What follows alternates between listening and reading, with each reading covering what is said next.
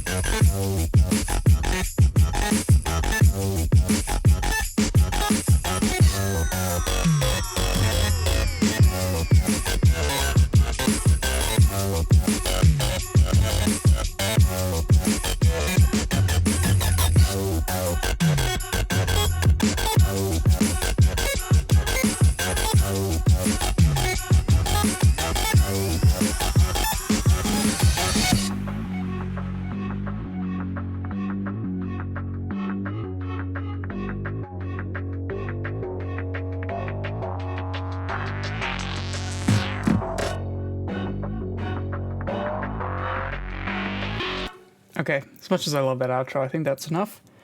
So let's start with the intro, and let's talk about where some of these sounds came from.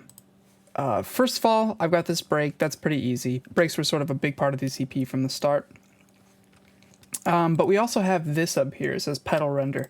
And this is actually this TAL bassline, I'm pretty sure.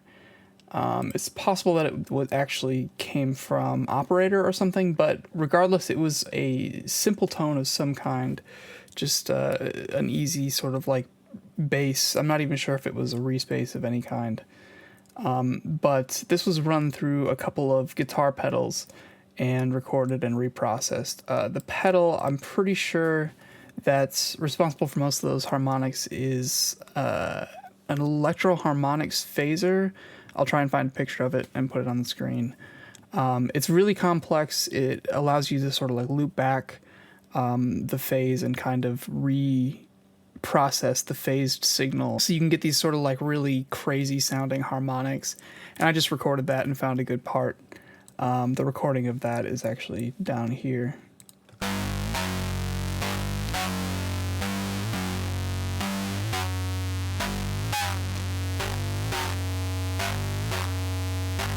And it does those crazy things. Really cool. You can kind of do that with Ableton's phaser and flanger as well. but it's not quite as cool sounding. So the strings down here are actually just a patch from the M1 because I kind of like the old digital sampler sound. And this chorus is really heavily modulating it to make it sort of all warbly. So let's take a listen.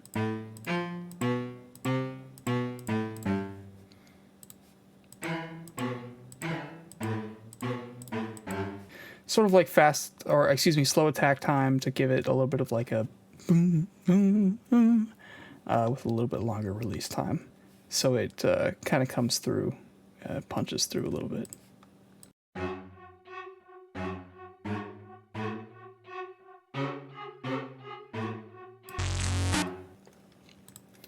So you could tell there was a lot of automation going on because there's only, 3 tracks going into the intro. And in these breaks for the most part. So the automation here is mostly done on these filters. I'm not even really sure if there's much else going on. No, it doesn't look like it. And there's a filter on the bass here. So yeah, incredibly simple intro and outro, like as utilitarian as possible, no fluff. 16 bars. And it should be kind of obvious that this was a drum and bass song to begin with. If it's not, the kick pattern has changed a lot, but if I literally grab all these snares and double time them.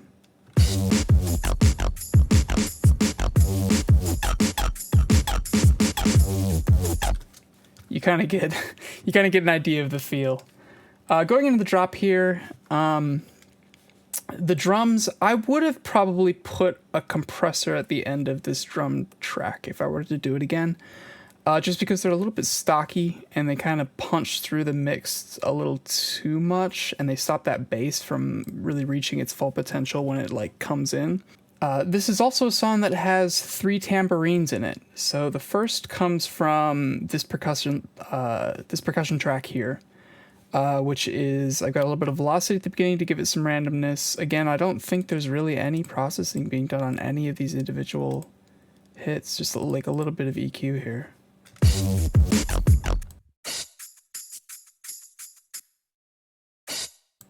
So this is the content that's in the Perks track here.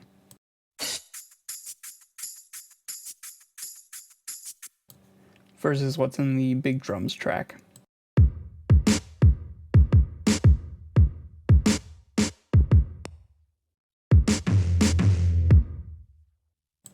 Basically anything that with a bottom end. The chorus here on the entire percussion track is to sort of get it out of the stereo spectrum. It's a technique that I use a lot for things that don't have well-defined highs. So pretty much just like exclusively shakers and percussion and tambourines. Some multi-band compression here to kind of keep it under control. I didn't even touch the attack and release times apparently. Yeah, some width here at the end. The drums have a lot of distortion on them.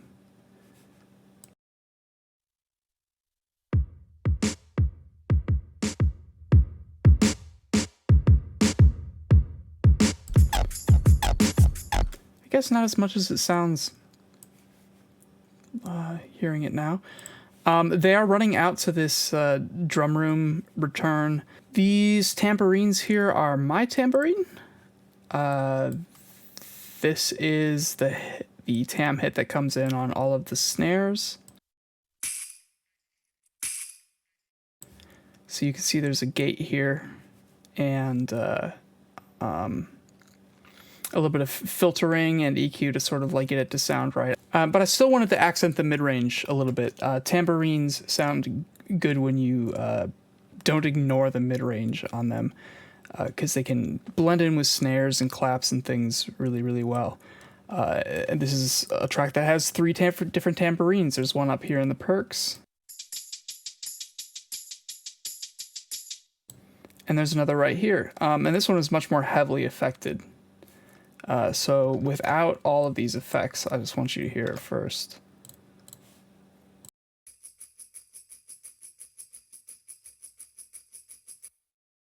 perfectly fine tam loop, and then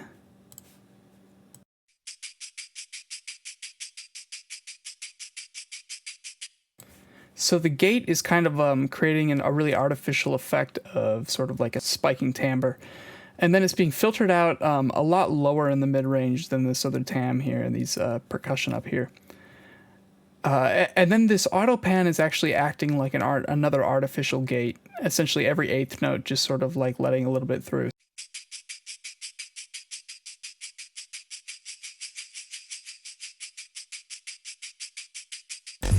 So it's a really dramatic percussive effect. It just helps to tighten up this percussion here.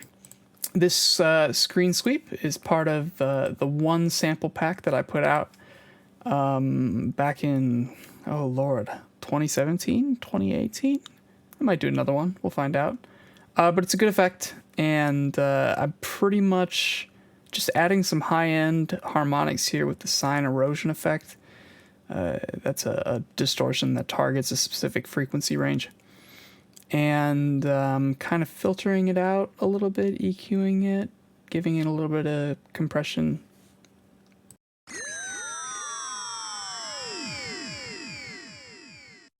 So that erosion effect is creating some really interesting harmonics. Without it, it's basically just a tone dropping.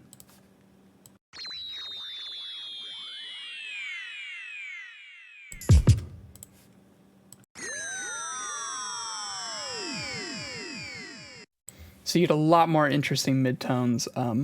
It just works really well with sine waves because of the kind of distortion that it's creating. So let's look at this bassline. This is a free plugin. I love it.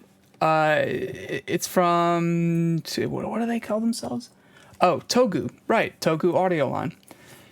So this is a free plugin that they created a long time ago. I'm not even sure. They still offer it on their website, but they also offer an updated version of it for like $50. That's really good. I don't really mind. I just use it for smooth saw bass lines that are filtered out because it's perfect emulation of an old bass synth. I can't remember what for the life of me right now. But this is what's generating the tones. It's being automated to hell. Oh man. Okay, so this is every envelope that's being automated at the moment. You have the resonance, cutoff, and decay, and I guess... Oh yeah, later on I do mess with the pulse width a little bit. Of the voice of the TAL being played with. That resonance is kind of like what's creating some of the weird effects alongside the delay time of this flanger, which is also being so... Wow, it's a little bit complicated. I haven't looked at this in a minute. The erosion and the flanger are being turned on interchangeably. So the erosion gives it some of that high-end kick when it goes ba-na-na at the very beginning of each bar. The erosion comes in and adds some like high-end stereo noise to it. And then the flanger is what's creating all of these weird like artificial crunchy acid tones.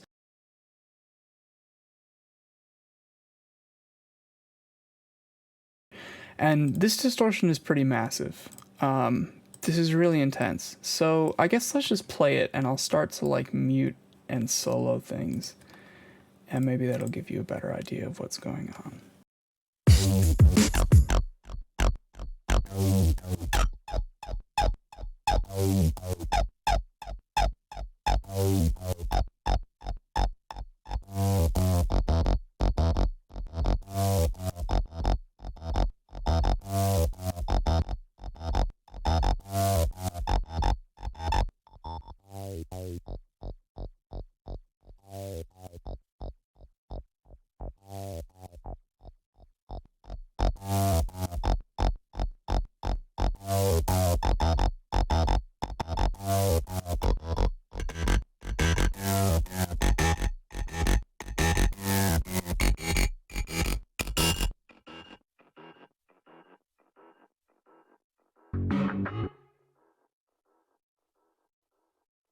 Okay, so There's 2 trashes in this chain, which I didn't realize at first. So this very first one here is split up into multi-band trash effects. So the bass is being driven just a little bit, probably warmed up, and the gain is dropped just a tad because this is kind of this increases the volume pretty significantly. There's some fuzz distortion on the mid-range here, which is where you're getting some of that interplay between this like real crunchy, gross mid-range and the upper end here. And then this upper end is being sine-shaped and pretty damn aggressively. So a lot of that tone comes from this first trash here.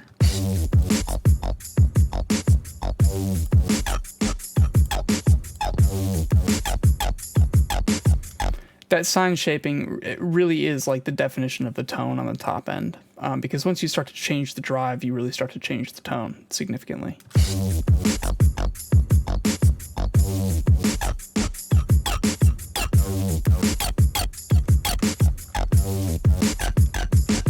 And it's really what gives it that acidy feel.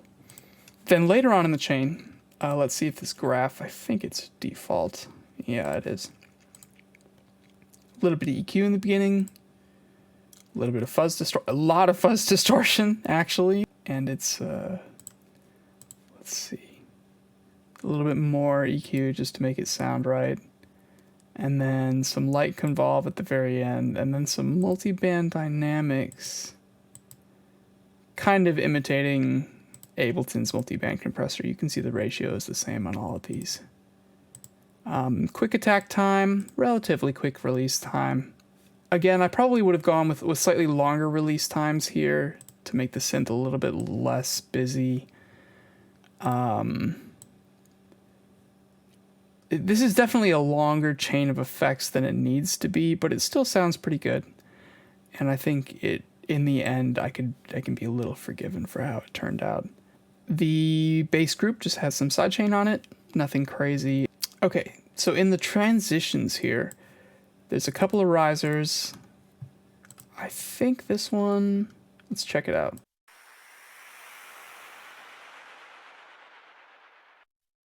Sounds like something that was re-rendered. I'm not really sure where that would have come from. This is Cashmere sample pack riser. Sometimes you don't need anything fancy at all.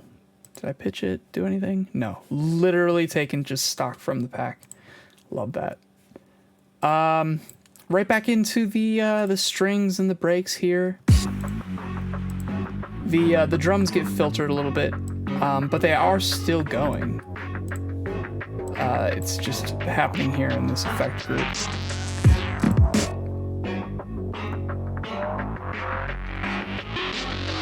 Made to sound sort of distorted and fuzzed out. So let's kind of talk about how this bass line is composed, because I had an idea from the start. I heard this in my head and I knew that's how I wanted to make it.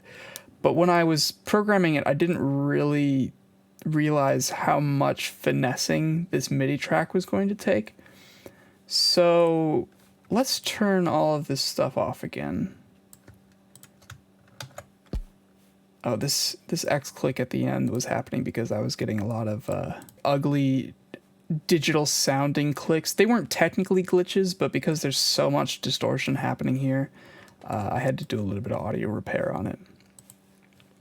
Anyway, let's turn all this stuff off and let's just listen to the bass.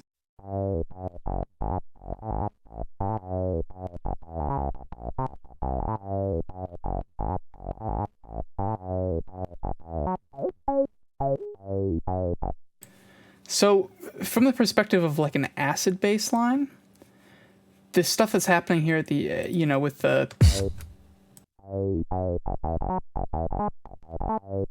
It's like writing two bass lines at once, essentially. You've got what's going on in the low end here with just these kind of like going back and forth, and then this high end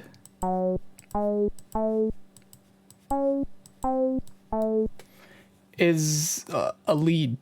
So this was an exercise for me in writing a lead at the same time that I was writing a bass line. I think had I known at the time how this track was going to develop, I would have chosen to use maybe an FM synth for the bass line, but I think overall it turned out pretty well. Final things, let's see here. This delay here is just a little bit of a delay for effect coming out of the drops when you just need things to sort of echo out a little bit. The master, let's pull that up. The master here is pretty basic. Some tape excitation. Probably far too much low emphasis on the tape here, but again, more tape distortion. Some tight dynamics. I probably would have loosened up on these release times a little bit. And this attack time here. Adjusted some of the things. And 2 maximizers. One to sort of like do the heavy lifting, and then one to kind of give it maximal amounts of compression. Not bad. Not the cleanest either. But you live and you learn. And I think this was a pretty good track in the end. Thank you guys for watching. If you enjoyed that, please give me a subscribe. Follow me on Twitter so that I can tell you about everything that's going on. And stay safe, and I'll see you in the next one.